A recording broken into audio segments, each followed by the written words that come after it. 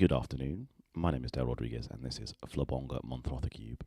With me today, I have Aleisha. What up? Hello, you do. How's it going? It's all right. What's new with you?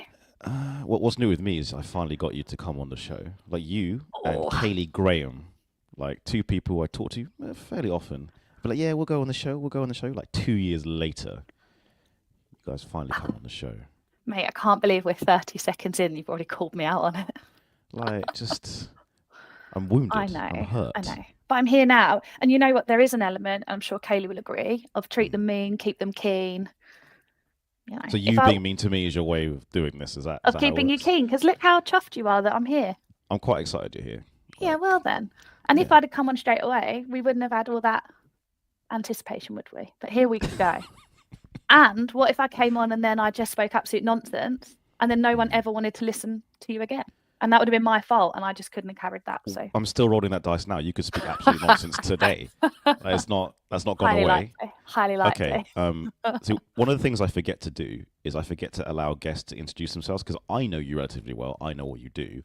For people who aren't in our industry, on our space, or who don't have actually met you, please could you explain who you are, where you work, and what you enjoy about what you do? Okay. So I'm Aleisha Hales, and I am head of customer success for the UK at Silverfin. So I look after the amazing CS team there. Been at Silverfin a little over 3 years, and then before that, I worked at Xero for a number of years in their partner consulting team. Before that, I was an accountant, so I was a manager of a mid-sized practice, which hopefully means I'm a good brain to pick and can sit both sides of the fence. And I guess what I love about my job is that I get to still enjoy all the best bits of the accounting industry, Mm-hmm. but I get to work with loads of different accountants, loads of different practices, and make loads of friends along the way. Cool. You used an acronym when you described your role. You said CS. What Oh, is customer CS? success. Customer success. Customer success, the The fudge is buzzword. that? What is that? What is that? Why should I care?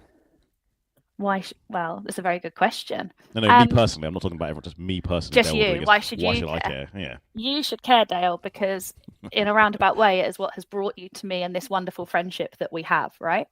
So what is Friendship, customer success? acquaintance at best. Wow. Okay. I didn't realize that was how this. I didn't realize this was going to be the roasting of Aleisha Hales. I thought well, this could be a nice chat. Look. So customer success is a function within business. It's grown in popularity over recent years. It's a relatively new function. However, obviously I'm biased, but I think it's a really, really important one. And the role of CS within a company is to really, it's what it says on the tin. It's to ensure that our customers are successful, particularly in an industry like SaaS, where there's loads of competition, there's always other options available. The success of your company is really dependent on your customers. So my role and my team's role is to make sure that once we've got a new customer in the door, we actually deliver on all of their expectations that they have around that product, and make sure that the product is implemented in the right way, that the customer then grows, and most importantly, that the goals the customer has they are achieving with us, because if they're achieving their goals with us, they're not going to go somewhere else, right? So it's all about future proofing that revenue, if we break it down into a more data driven analysis. Are you ready for a dumb question? Oh, go on then.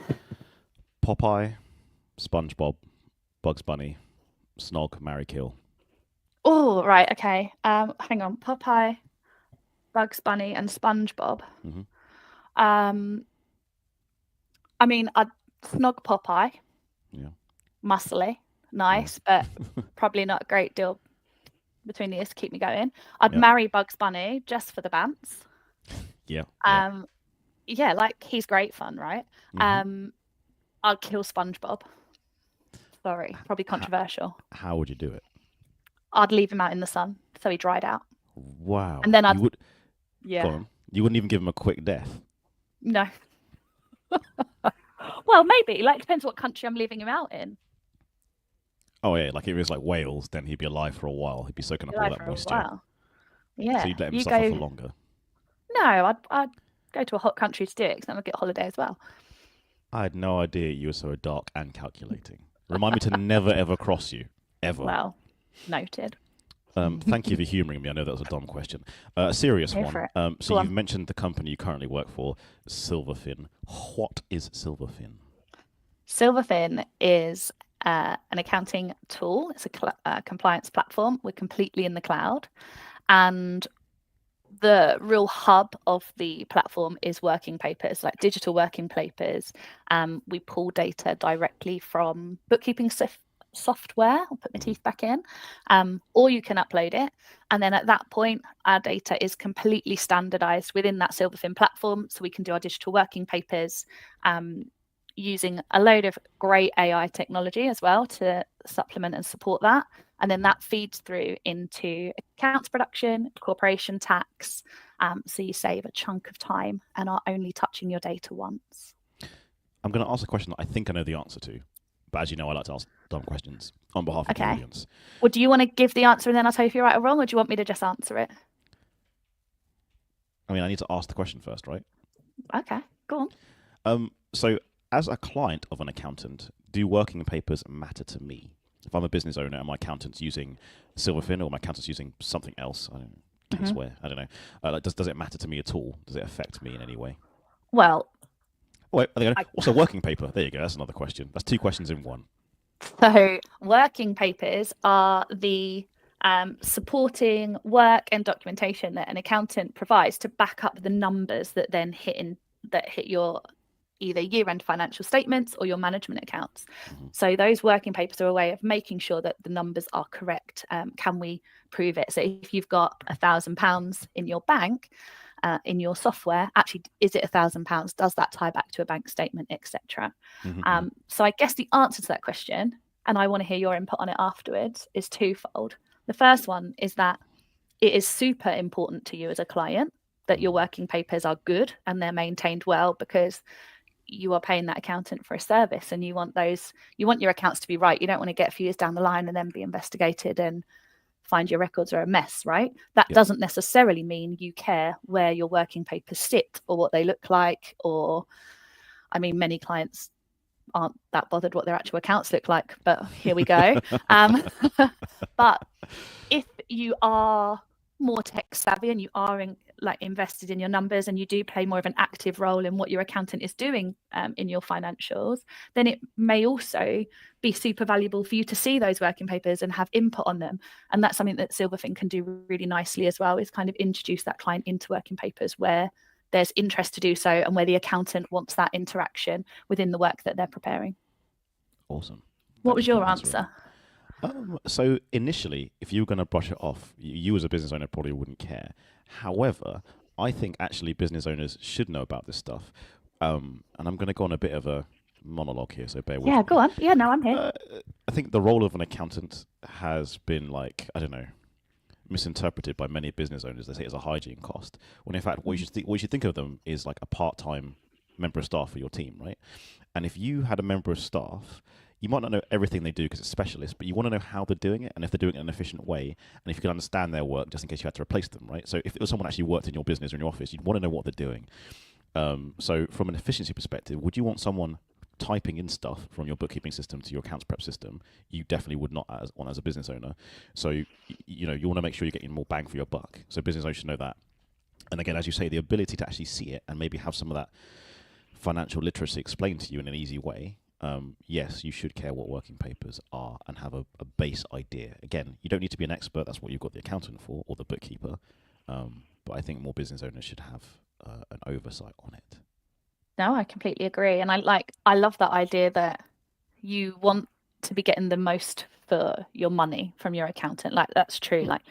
And as technology grows and everything's got on demand, right? We expect everything super quick. We expect everything to be done really easily and a quick turnaround time. That doesn't necessarily mean, particularly when it comes to your finances as a small business, you want to be cutting corners. However, if your accountant could spend a whole day manually ticking your records and manually inputting data into Excel, or they could halve that time but spend the rest of that time giving you business advice and being proactive and looking at advisory services, I know which one I'd rather like and where the value would sit, because it might not be something that a client or like an SMB necessarily thinks about in terms of the work that goes in behind giving you that set of accounts. Probably don't think, oh, I wonder how many hours that takes, but you do think about how many hours you spend getting value from your accountant and having those interactions that otherwise you might not have on that job. Another left field question: is there any reason why you didn't put your last name in the view? Like, did you not? Well, because I figured there was only going to be 2 of us on this call, and your name's Dale, so I was going to be the only Aleisha. So I just can I put your last name on there? Yeah, of course you can. What headline do you want? Like Queen of the World. Head of CS will be fine. Gangster, yeah, that works. I thought it was going to be something much more offensive when I saw that about to pop up, so I'll take it. Offensive? What do you take me for? I'm a nice guy. You know this. I know you are. Actually, you also know that I say some obscene things when I'm not in public, so you're right. Yeah. What else can I ask you? What have you got for me? Would you like a silly question or a serious question? Let's do a silly question. So you're not a vegan or vegetarian, are you? I don't think you are. No. Could be. I'd have told you by now, wouldn't I, if I was? Yeah. If you could eat one meat for the rest of your life, forsaking all others, what meat would you choose? Keep it clean. I think it will have to be chicken, but chicken's not my favourite meat, but it's just the most versatile. Because then you can just eat in loads of different ways. Can I try and convert you? Yeah, go on. Because I used to say chicken. Because I used to think it was the most versatile. Right. For people who can't see this, I made a joke about my skin colour. Anyway. Move on. Come on. I think beef is more versatile. You know what? I nearly said beef. It's more versatile. But don't you sometimes just get a bit beefed out? I think I'd get beefed out before I'd get chickened out. Just spaghetti bolognese, things like that. That's simple, quick mince. Like, do you know what I mean? Great. Yeah, great shout. And beef, you can sometimes undercook and it's all good. Chicken, you've got to make sure that shit's done properly. Yeah, fair. Fair. I'll take it. I also think beef can taste better with less seasoning. Yeah. Yeah, okay. No, point taken. I'll convert. Okay. I should ask you a serious question now as well. Go on then. Why do you enjoy customer success so much? I enjoy customer success because I think it is the kind of role where you never know it all. And don't make jokes about me knowing it all. I love it. You can be very good at CS. You can deliver great results, but actually it's a job where it's constantly evolving. So what is really top tier and like high performing now won't be in a couple of years time, right? And every time you pick up a new customer, their challenges are slightly unique. You've worked with hundreds of accountants now, so it's not my first rodeo. I've seen my share of how we go through digital transformation, how we do that successfully, but that isn't to say that I know it all of the time. There's always something new. There's some nuance, there's some new approach, and within CS as well, it's as a concept, it's quite new. So the methodology behind that is also always changing. I would say it's not a job to be in if you don't like change, because we have to promote change and we have to talk a lot about change management, but we go through a lot of change as well. Okay, fair enough. Going back to something you said previously when you kind of introduced yourself and your role, Go on. You mentioned account management / sales and customer support or success being different. Not support or success. Could you maybe explain the difference or why people maybe mistake the two? Yeah, I think historically, like CS or account management was just all bundled in together. So you'd have one person, and that's what we've been used to as we've worked, particularly with software vendors, not just in the account industry, but actually throughout anything, right? You have an account manager. But what we've seen, particularly in the industry, particularly in SaaS, is that there is an increased reliance on expansion revenue and growth rather than just attracting new customers. So sales teams typically are really good at selling a dream. I've worked with some great salespeople. I've worked with some not so great salespeople. They have to sell that, right? They sell the dream and they get that initial revenue in. But once that revenue's in, we can't sustain forever, new business isn't always going to be the driver. So when it's in, we then need to nurture it and we need to grow it. Like I said, CS covers off there, and that actually can take a very different skill set. And there is a real advantage to having someone own that customer relationship who isn't purely commercially minded. So I can say, and it's a really challenging job to do sometimes, right? Like, I own that customer's success, and my job is to make sure they get the best of Silverfin. But at the same time, I need to make sure that Silverfin get the best of the customer. And the nature of a salesperson isn't always to balance those two. Do you find it It's a little bit difficult different. that as a customer success person or leading customer success teams, that the results or metrics you're measured on, actually I should probably ask this question first, but like Go on. maybe beyond your control, right? Because ultimately you're there to support a client, but you can't make the client do stuff. So Yeah. can I assume that you're often accountable but not necessarily responsible? Yeah. That must And be it's quite one of the hard. frustrating.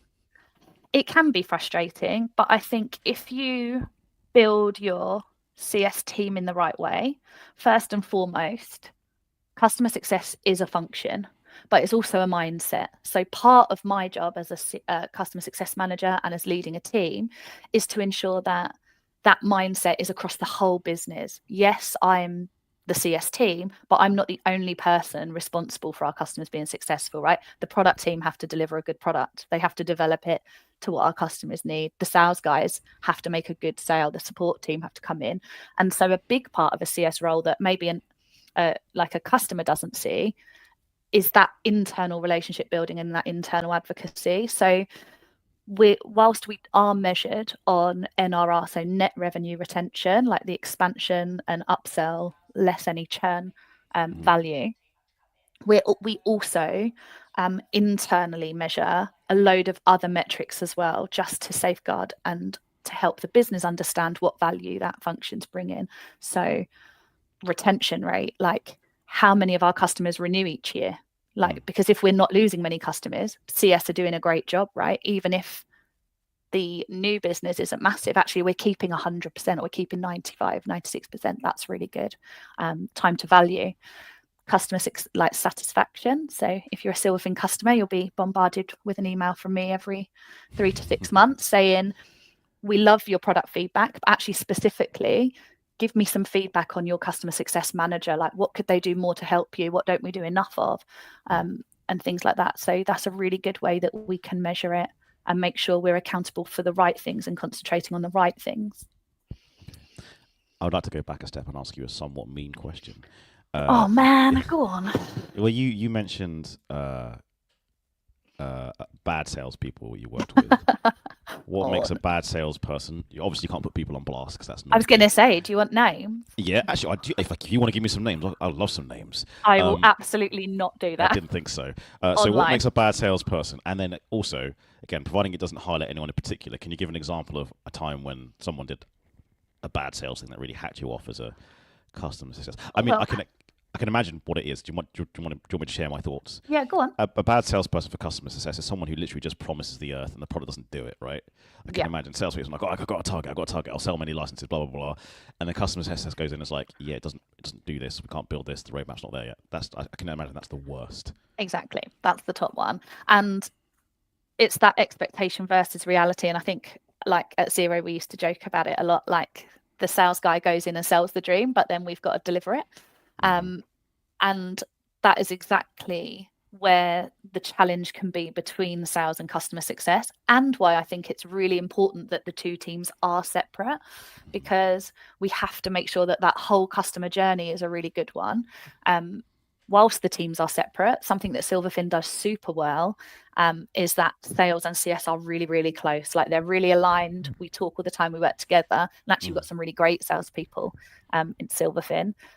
And so let's flip it on its head and say what a good salesperson is, and where we see the real value is, particularly in the accounting industry, accountants don't really like to be sold to. They don't like salespeople who come in like they're selling a second-hand car. We haven't got time for that. We've got timesheets, hun. They don't even like selling to their own clients. No, they don't. Like, and that's fine. Like, it's absolutely fine. Like, I don't or I didn't when I was in practice. So it's really important that that salesperson has a consultative nature and really understands what the accountant wants, because accountants don't buy because they want to sell, they want to use our software. They don't buy Silverfin because they think, oh God, I really love to use Silverfin. They buy Silverfin because they've got a problem that they need to solve, and they've got a goal they want to achieve. And actually they've weighed up the pros and cons. They've probably done loads of research, because accountants typically are very thorough. And they've decided that it's the best tool to do that. So we need to be selling and delivering on those goals and those requirements, not on using a fancy software, in my opinion. Fair play. That's a good answer. Let's go on another tangent. Are you aware that when you left Xero, you created a mass exodus of staff leaving? You know what? Like, you left, and then like bare partner consultants left, and then loads of salespeople left, and I was like, Aleisha, what did you do? Almost single-handedly brought down Xero in the UK. Yeah, and I don't want to say he copied me, but the day Gary Turner, I handed in my notice, Gary Turner announced he was leaving that afternoon. So I don't want to say he copied me or followed me, but no. I mean, I know he's not going to watch this, but at some point I might plead to him like Gary. I can imagine him in his office seeing that Aleisha's submitting a resignation, because it came across his desk, obviously, and he was like, obviously, no, yeah, I'm done. I can't do this anymore without her. No, I think it was coincidence. Obviously. I mean, one, like Hannah did come with me to Silverfin, so she did follow me, but the rest of them, Mark's now at Silverfin, but yeah. Mark T. Marky T, yeah. Bigging up the Kent massive. Indeed. Garden of England. He's in Kent, right? Yeah, he's in Kent. Yeah. He's down near your way. Yeah, the good side of Kent. Oof. We could go there. We're not going to go there. It's going to get unprofessional. I'm going to break my rule of no swearing. We're not going there. Well, you can swear as much as you want. I know. I've already sworn. I feel like I've sworn. Probably. Mother flipper. There you go. Oof. But no, I think, look, joking aside, there was a big change in Xero staff, and but I don't necessarily think that's a bad thing. I think in the same way that customers have a life cycle, like companies have life cycles in. I love working in a scale-up environment, which is completely opposite to the nature of an accountant by default. But I love change. I love fixing the plane while it's still in the air, and I love the building and scaling a function and solving problems and actually working under quite a bit of pressure.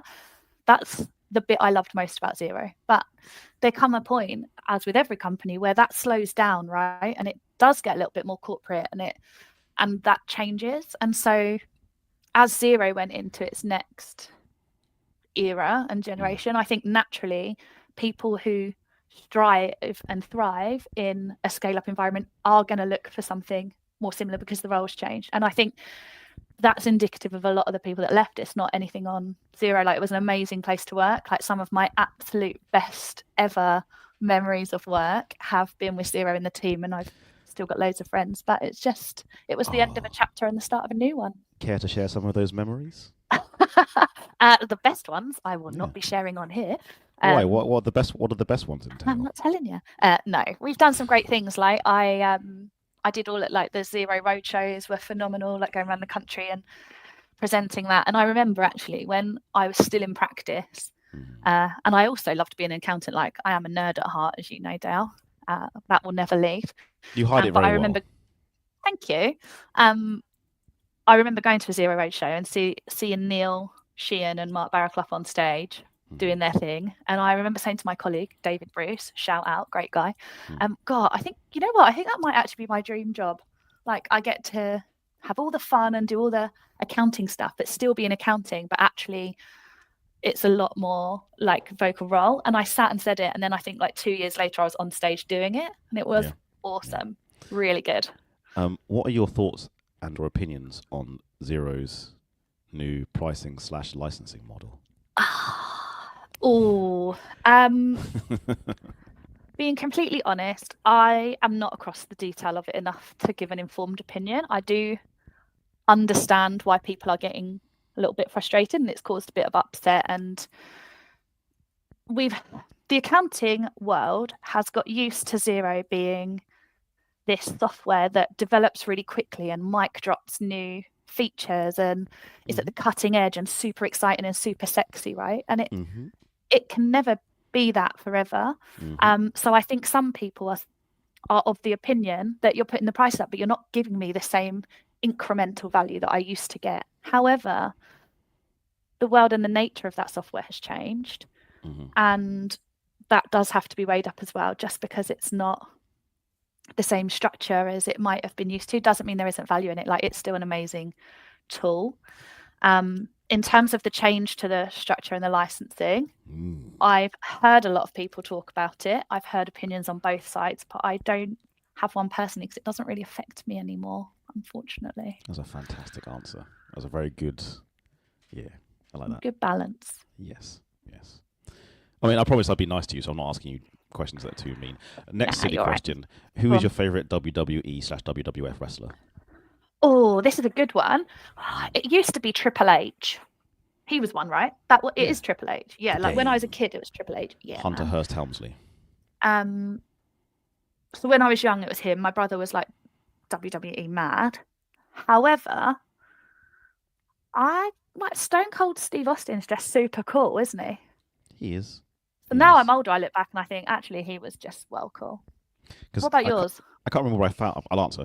I can't remember where I found it or saw it, but there was a picture of you and Hannah Bowater dressed up as, I want to say, Macho they were Man the Randy 80s. Savage. Yeah, it was. And I want to say, was he Hulk Hogan? Hulk Hogan. Yeah. Hannah was Hulk Hogan. I was Randy Savage. They like the theme. I think was 80s, so we went for 80s wrestlers.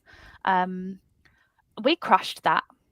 Oh, you outfit. smashed Like, it. When it comes to fancy dress, I you go take all out. it very seriously. Yeah. What's the best costume you've ever worn, in your opinion? I went to Butlins like maybe last year or the year before as an in that one of them giant inflatable dinosaurs as a Jurassic Park ranger. That was pretty cool. The wrestler one was quite good as well. That was our Christmas works do.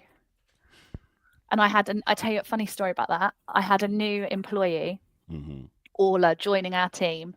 She hadn't joined yet. She was due to join the week after, but we invited her to the Christmas do to like meet everyone and socialise. And so I had to email her, having never met her in person, and her under the illusion that I was some super professional human, and say, FYI, the rest of the team are coming dressed as 80s wrestlers. You're going to need a wrestling suit. And fair play to her, she turned up. And as she walked in the building to meet me for the first time, I was dressed in a wrestling suit as Randy Savage on a really cheap karaoke machine, belting out Queen. And had to pause and be like, oh, hey, I am your new manager. Work hard, play hard at Silverfin, Dale. Yeah. It's funny you say that because like a lot of people say that about the industry. Like it's a job or a role where it's like usually quite serious, and they're surprised when people have personality. You know, that actually do unprofessional things. But and actually, you get accountants to one of them events and the after parties, and they're wild. One of my favorite memories of working with you. Was this isn't one year. This is when I was my first experience in the accounting sector. My very first, or second Xero con. And my boss at the time, I want to say broke Xero con.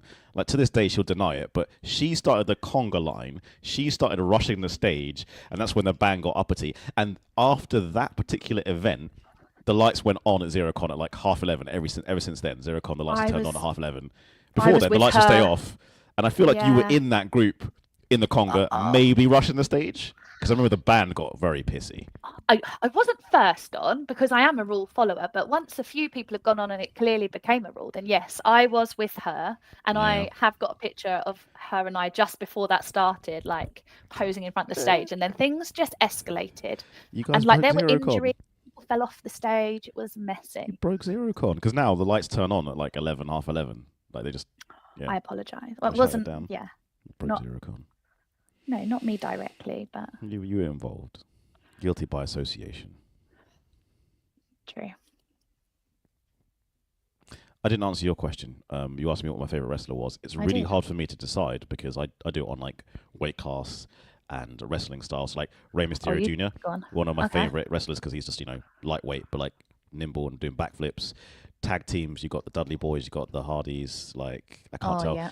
Okay. Who doesn't like The Rock? Let's be honest. Like, Oh man, and but it's just almost you can't say The Rock because everyone loves The Rock so much. You Mick know. Foley, again, he's one of the legends. Okay. Like, it's hard to say. I mean, now we're just listing them. Diamond Dallas Page, probably one of my all-time favorites. Okay, I don't know that one. Yeah, he's pretty cool. I'll Google it.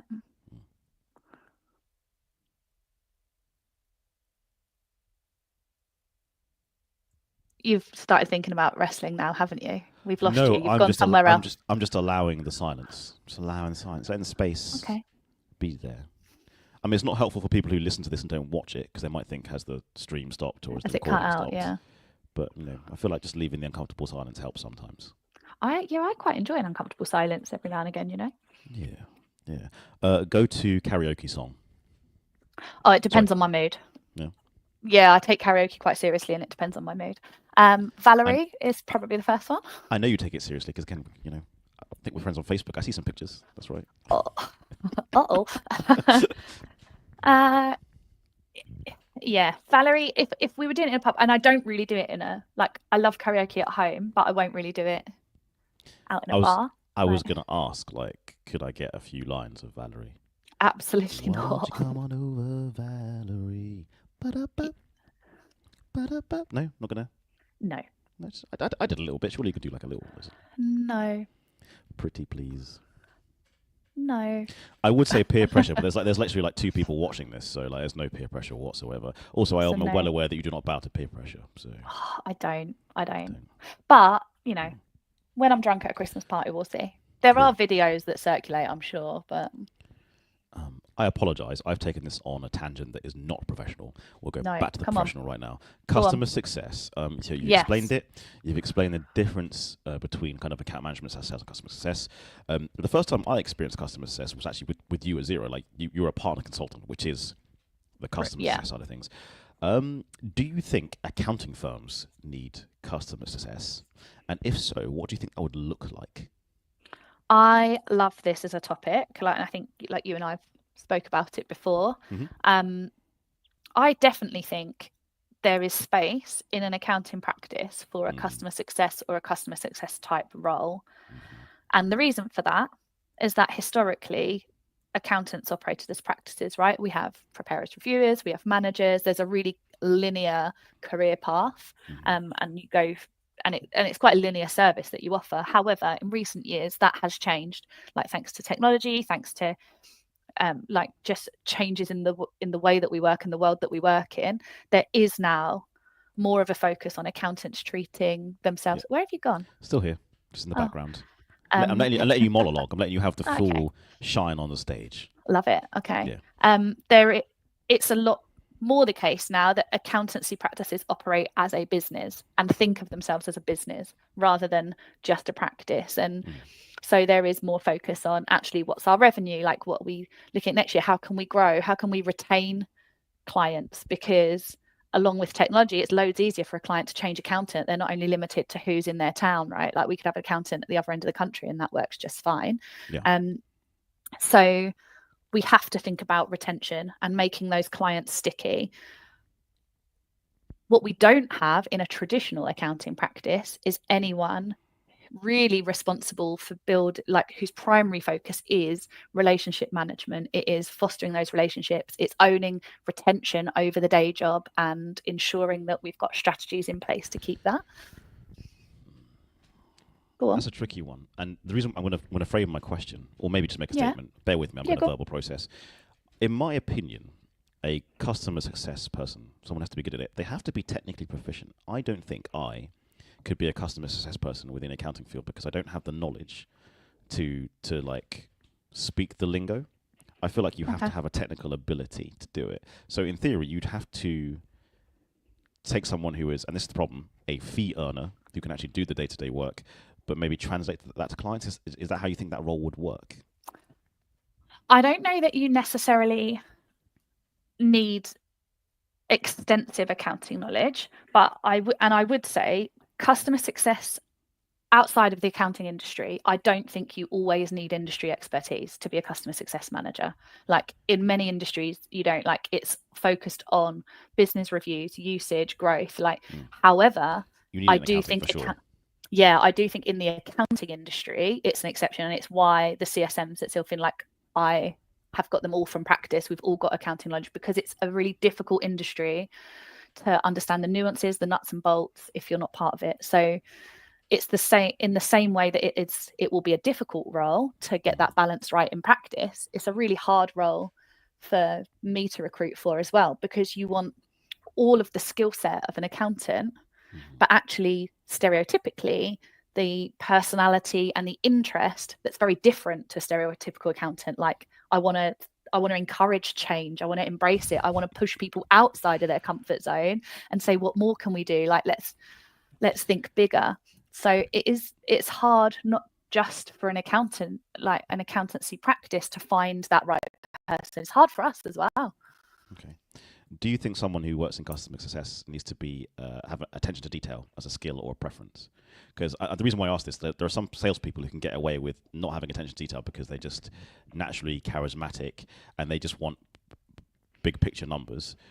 Do you think a customer success person has to enjoy granularity of detail? I think it depends on the company and the service that they sell. Like for us, we're selling accounting software at a compliance level. Like there is absolutely no way you could wing that without knowledge. And we do get really techie with our customers, and I love it. If you were selling a software that was a lot easier to self-serve from the off, maybe you can probably get away with it a little bit more, right? So I think it depends on what you're doing, and also the stage of the company. Like a really good point to add is that Silverfin in the UK is still relatively new, and we're a relatively new entrant into that space. And what that means is that from a customer success perspective, we operate what we call a hypercare approach. So every new customer gets hypercare.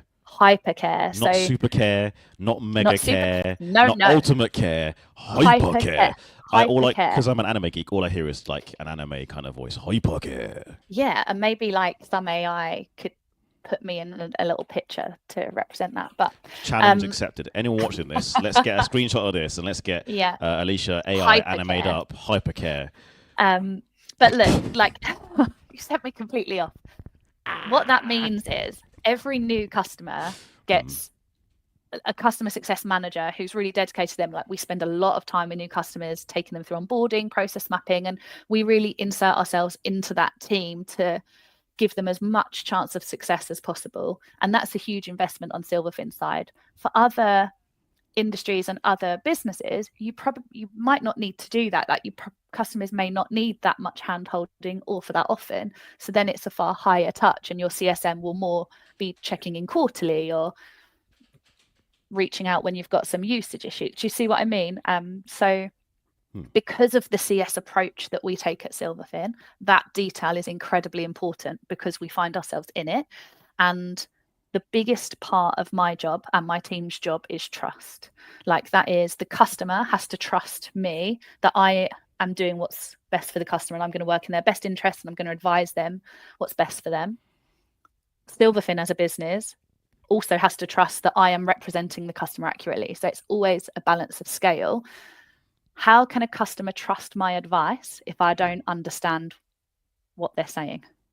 So that's where that is so important for us, because of the level we get into and the amount of time we spend with those project teams and helping them build out their process within the platform. Okay. I got distracted by your room. I was listening. Oh, go on. Yeah. To your left, on my screen, to your left, there's like a bag. This way? Yeah, that way. There's a globe, and then there's like a bag on the floor. What's in the bag? I'm not know if that's going to be able to stretch. Hang on. Oh, shopping bags. Oh, okay. Nothing exciting. It's one that normally sits in the boot of the car. But you'll also notice I don't have carpet. It's mirrored. Don't have carpet in here. It's concrete floor, and that is because our fish tank leaked. Yeah, like. I mean, you've got some kind of effect on your camera. Yeah, right? Well, I blur it out a little bit so people don't realise how messy it is, or that I don't have a carpet. I would have noticed until you told me. But we had a flood. Our fish tank leaked and flooded. This is the only room in the house that had carpet downstairs.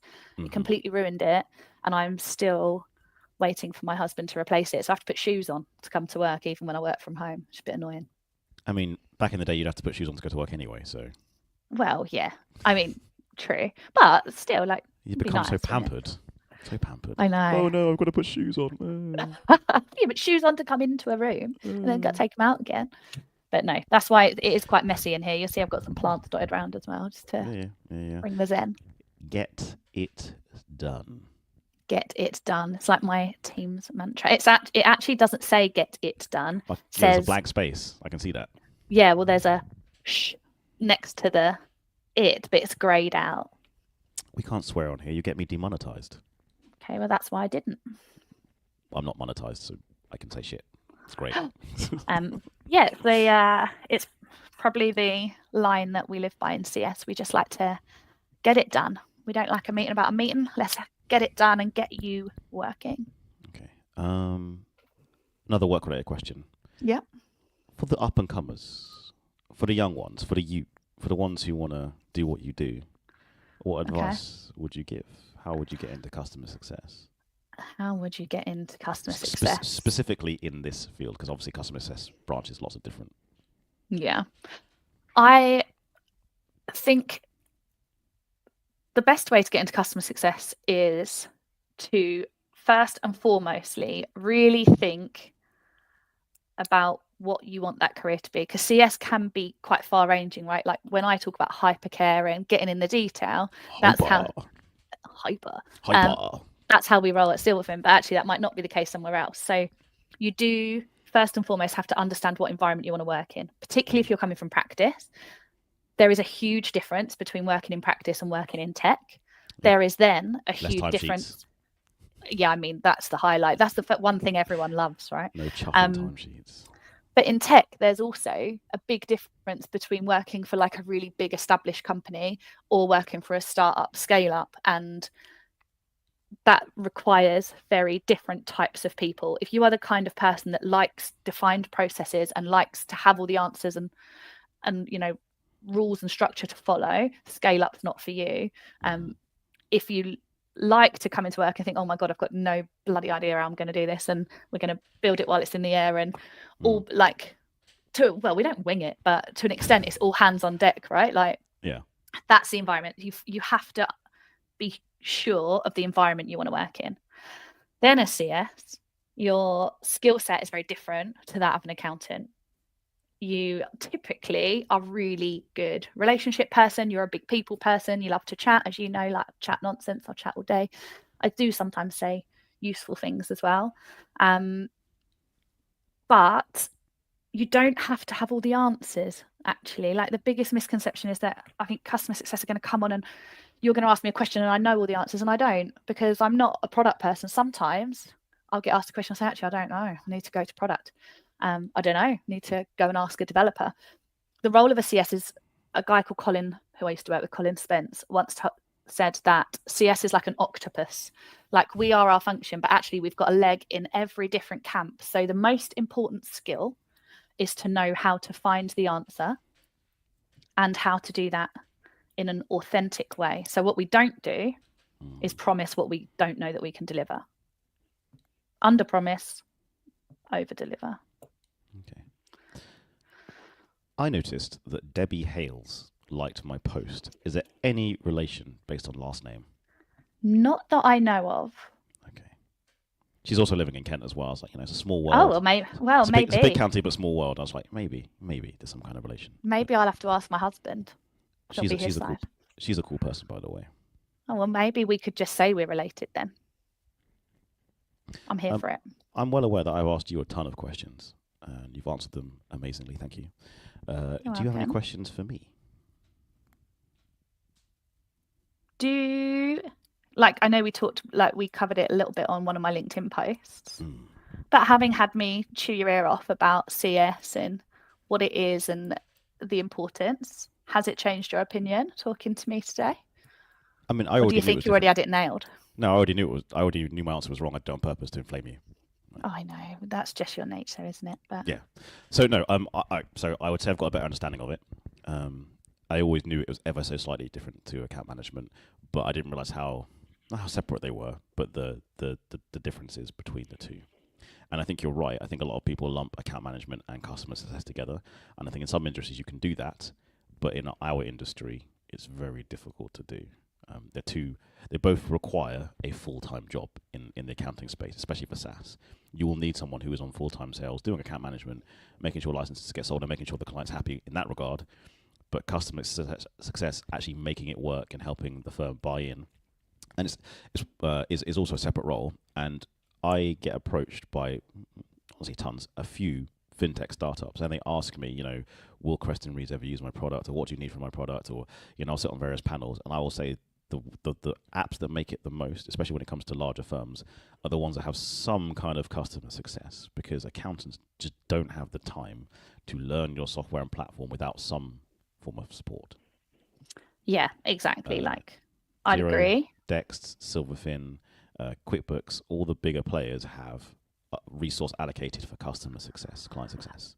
And for newer startups, it's probably the best investment you can make, and it is an investment, because what we want to do, in the same way that accountants want to keep their clients sticky and keep them with you and not going to another accountant, we want to do the same from a fintech perspective, right? We want to keep our customers, and that success and that retention piece is so important that if you it on paper, you think it's a nice to have, but actually if you can safeguard your new business and customers are happy and they're growing with you and they're growing organically, they're not growing because you're giving them a really good deal or a massive discount that then just pushes a potential churn another year down the line. If we're investing and ensuring that our customers' goals are aligned with our platform and vice versa, that's more than a vendor supplier relationship, right? That's a partnership, and that's what CS really own and manage within a company. And I don't think you can undervalue that, because sales get the benefit of that, because a CS can say,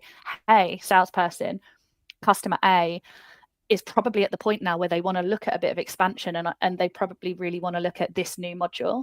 The customer trusts me as a CS to say that, because I think that's right and I know what I'm doing. I'm not a salesperson. The salesperson knows that that's a really, really viable option, because CS has said it's a good one. So it benefits both parties, but it does sometimes mean CS is a really difficult position to sit in as well, because we absolutely want our customers to succeed, but we still work for the business. So how do you balance both? That leads to my next question. What's your least favorite thing about your job?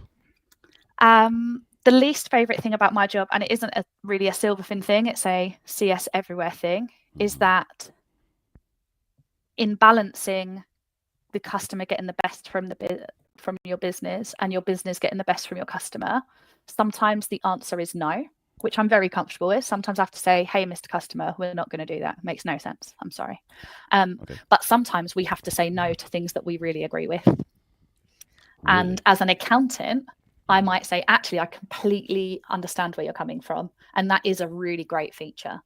And I completely agree with you that would be lovely. But with my Silverfin hat on, actually, it's not a priority in the strategic direction that we want to go in. So it's a no. And having to juggle those two, when in my heart, I'm like, oh, I would love it though. And that can be a challenge to remain neutral on both sides.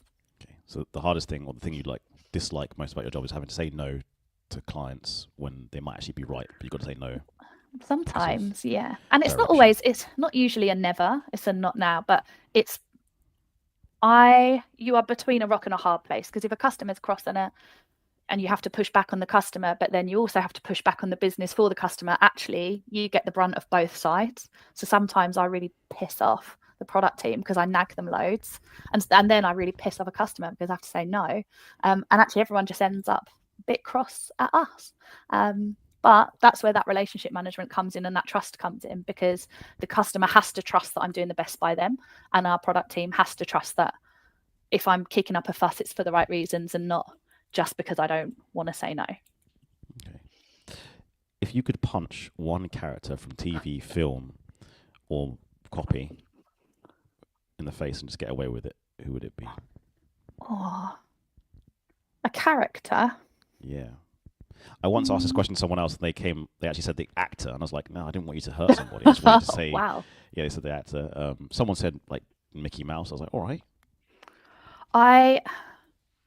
I do get really over invested sometimes in TV shows, Mhm. where I just have to say, we'll be watching telly and I have to say, you know what, I really hope they die. I really hope they die this season because I just can't handle them anymore.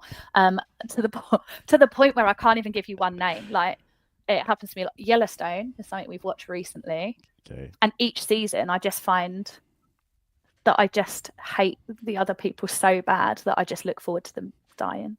And I know it's really awful. Not in Well, real life, obviously. It's obviously like the character. They're such a But terrible I person. wouldn't punch them. Like, I'd literally push them off a bridge. That's would how push them? invested I get. Yeah. What's Yellowstone about? I've never watched it. Oh my god, Dale, it's so good. It's like have you seen Succession I have not. or like Suits? I've seen Suits. Yeah. It's kind of a bit like that, but set in the Wild West, about cowboys and Indians and keeping their Right. ranches and all the politics. And it follows a family. The lead is Kevin Costner. Okay. Yep. Wonderful man. Love that. There's also a character called Beth in it who is absolutely, I mean, there's no other word for it. She's like batshit crazy, but I absolutely love her. Love her. Yeah, and it follows their family and them trying to keep the ranch, but it's very, very good. Yeah. So wait, which characters from the show are you trying to push off a cliff or happy to see go? Well, none of the main characters usually. It's the baddies, but I can't tell you without ruining it. So I'm probably not going to watch it, so it's fine. But no, I quite often. Oh, I'll tell you another one who I really wanted to punch real bad. Have you watched Ted Lasso? Love that show. Yeah, the husband in that Rupert. Oh, He was Anthony Head, the actor who plays him. That's it, right? Anthony Head. He was Giles in Buffy. Yeah, like he was an asshole. Yeah, characters like that make me really cross. He played it so well, so smarmy and manipulative and and passive aggressive and when they play it so well, where you think that is your personality, and I just want to kill you for it. The other one, Slow Horses. Have you seen that? That's another one we watched recently. I haven't seen it. Oh, great! Another great series. But there's a character in that called Spider. I think his name's Spider because his last name's Webb. In season 1, wanted to punch him real bad as well. Positive one. Who's your favourite character in Ted Lasso? Who's my in Ted? Roy Kent. Me too. Oh my god, what a guy! Whistle. So good. So good. Yeah, so good. Really, really good. Yeah, he's probably one of my favourite ever TV characters. I didn't realise he's the guy that wrote it. Is it? Yeah, the guy who plays Roy Kent. It's his show. He wrote it. No way. Yeah. And the problem he had is, I think he wrote himself as a character as Roy Kent, just for fun. And then they kind of liked the character, so the rest of the writing team were like, you should be in it more. And he was like, well, I'm happy to do that, but I don't want to make it a me show. So he had the struggle of writing the show and not writing himself in it too much. But yeah, I want to say, what's his name? Brett something? I don't know. Yeah, he wrote the show.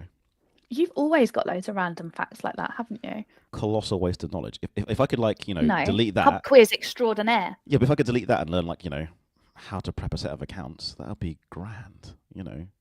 That's more important information. Do you want me to teach you how to prep a set of accounts? Sure, I need some working papers, right? I don't know. Yeah, if only we knew. Some schedules and some journals, throw it all together, double entry. Oh my god, just offend absolutely everyone. Yes, I know it's harder than that. One of my husband's old bosses once, when I met him, he said to me, what is it you do? And I was like, I'm an accountant. At the time I was still an accountant. And he was like, so you add things up in a long old list and get a number at the bottom. And you're like, yeah, that's what I do. Absolute moron. So you teach me, would you? if you really want to. Yeah. Just so I know what I'm talking about. Sometimes I don't. Most of the time. You blag it quite well though. Basically, if it's stuff I know what I'm talking about, I'm super confident. But that makes sense. And if it's not, I'll be honest about it. I don't know. Yeah, but that's the right way to be. That's a good trait of a CS. Just be human. Actually, I don't know the answer to that. Soz. Cool. It's been almost an hour. Not that I've been tracking the time. It's like I've got a timer in front of me. I can see it, and I could talk to you for hours because I love your company. It's great. Oh, thank you. But I got to get lunch. So before we head off, Great. do you have like one nugget or bombshell of wisdom you want to drop on the people, work related or otherwise? I don't really do nuggets. Oh, I can tell you. So, CS super important, right? Machinery of a business to keep it going. Part of my job as CS is to spend loads of time talking about change management. Mm-hmm. And on a CS conference I was at recently, the VP of CS for, I think it's HubSpot, her name's Anne-Marie, gave me a line, which I'm going to chuck in every single slide deck everywhere, which I think sums up the importance of change management and what you need to get right from the start to be successful in digital transformation. Do you want it? 100% I want it. Right. Alignment eats strategy for breakfast. So you can have the best strategy in the world, but if your team aren't aligned, it ain't going to happen. It'll be a lot slower. So alignment eats strategy for breakfast. I love it.